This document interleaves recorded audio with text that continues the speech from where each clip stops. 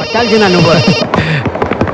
Hello, నా ఇంటికి వచ్చి నాకు టైం ఇచ్చి నన్ను ఛాలెంజ్ చేసి నా భావం తీసుకెళ్ళావు కదరా. ఇప్పుడు నేను చెప్తున్నాను, నీ ఇంట్లో నీ చెల్లి నిశ్చితార్థం జరుగుతుంది. ఆ ఇంట్లో నుంచి ఎవడైతే ముందు బయటికి వస్తాడో వాణ్ణి నా మనుషులు నరికేస్తారు. తమ్ముంటే కాపాడుకో. శివానామరూపాభ్యాం యా దేవీ సర్వమంగళాతయో సంస్మరణాత్ పుంసాం సర్వదోజే మంగళం లాభస్తేషాం జయస్తేషాం కృతస్తేషాం పరాభాయేషాం ఇంద్రియవర్స్య. వీళ్ళిద్దరూ చాలా తెలివిగా లవ్ మ్యారేజ్ ని అరేంజ్ మ్యారేజ్ అనుకునేలా చేసుకున్నారు. లవ్ మ్యారేజ్ అరేంజ్డ్ మ్యారేజ్ రెండు కుటుంబాలకి నచ్చింది కదా, చాలు.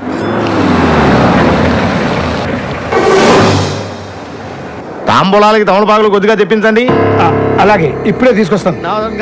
మీరుండండి సార్, నేను వెళ్ళి తీసుకొస్తాను. ఉండు, నువ్వు వెళ్ళొచ్చేసరికి పెళ్లి కూడా అయిపోతుంది. నేను తీసుకొస్తాను, ఇప్పుడే వస్తాను.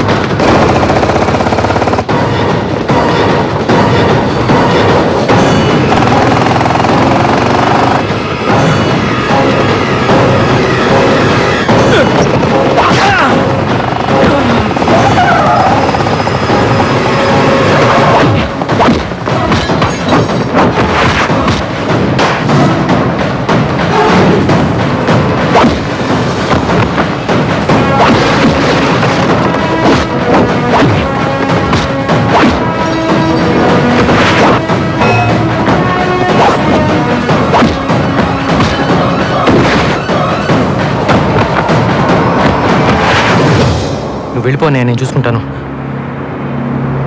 వెళ్ళిపోనాయా.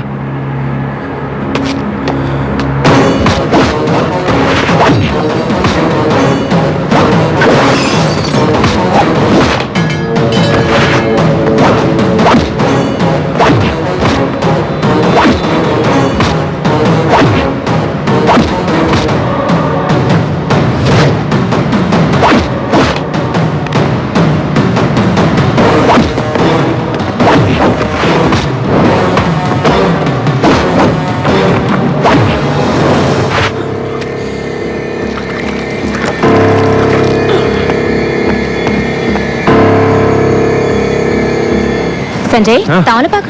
అయ్యో, ఏంట్రా, ఏంటి గాయం, ఏమైంది? ఏం లేదమ్మా, ఏం లేదు. షర్టు నిండా రక్తం ఉంటే ఏమీ లేదంటావేంట్రా? అది రోడ్లో చిన్న ఎవరో రౌడీలతో గొడవ పడుతుంటే నేనే అడ్డుపడి ఆపానమ్మా. వాడు గొడవ పడుతుంటే నువ్వు ఆపావా, లేకపోతే నీకోసం వాడు గొడవ పడ్డా?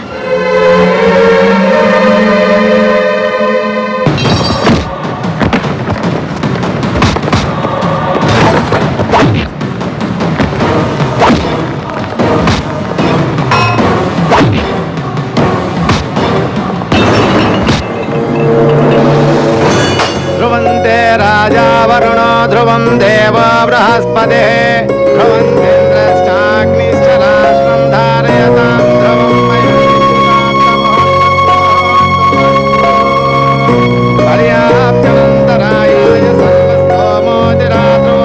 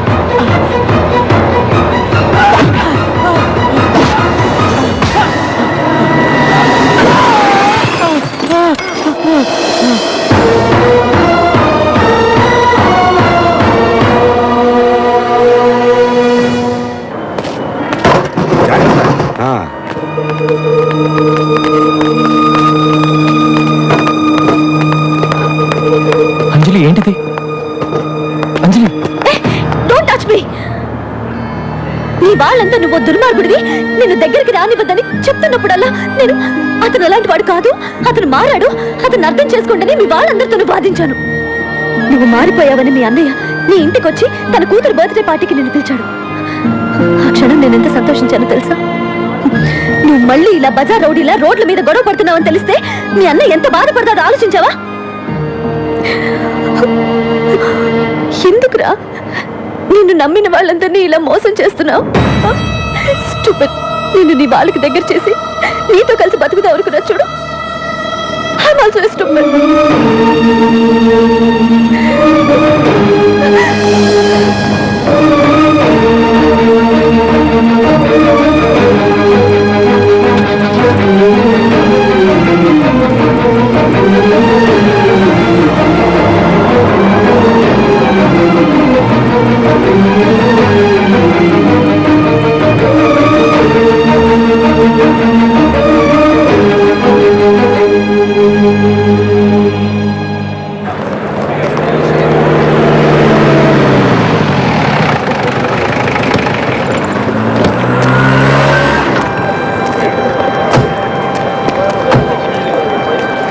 అమ్మా, నాకు ఎక్కువసేపు ఇక్కడ ఉండాలంటే చిరాగ్గా ఉంటుంది.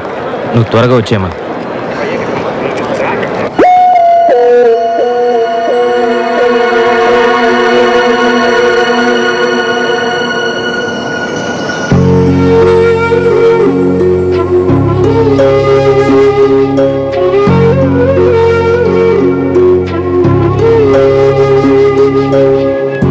నువ్వేంటమ్మా ఇక్కడ? ఏంట్రా, ఏమైందిరా నీకు? అది బైక్ బ్రేక్ సరిగ్గా లేదు, స్లిప్ అయి పడ్డాను. నాకన్నీ తెలుసురా. అంజలి కూడా వెళ్ళిపోయిందటగా. ఇలా ఎంతమందికి దూరం అవుతావురా?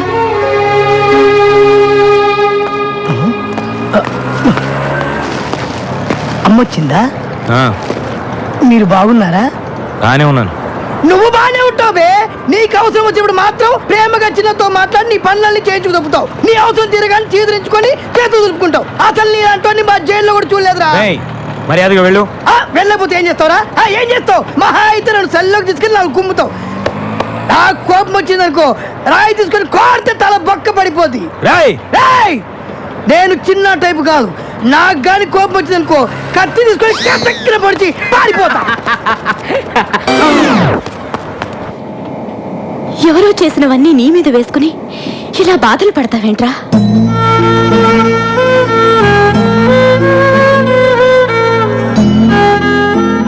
నేను నిర్ణయానికి వచ్చానురా. జరిగినవన్నీ మీ నాన్నతో చెప్పేద్దాం అనుకుంటున్నాను.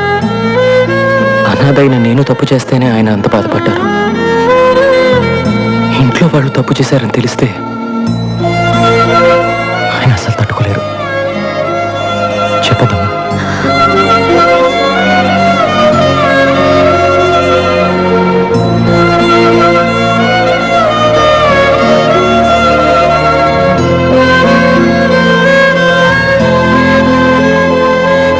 బాగున్నావా అన్నయ్య? బాగున్నాడంట. నేను ముందే అడిగాను. చాలా బాగున్నాడు, బ్రహ్మాండంగా ఉన్నాడంట. రామ్మా వెళ్దాం. నీకు ఉంటది నా చేతులు ఎప్పుడో ఒకసారి.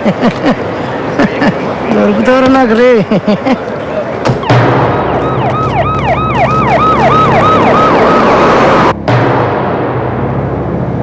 భోంచేద్దామా? కేసు పూర్వాపరాలు సాక్ష్యాధారాలు పరిశీలించిన మీదట ఐపీసీ 307, 302 సెక్షన్ల క్రింద సదరు ముద్దాయి అయిన గాట్ల రంగనాథ్ ఉరఫ్ రంగాను ఉరి తీయవలసిందిగా ఈ కోర్టు తీర్పు చెప్పడమైనది.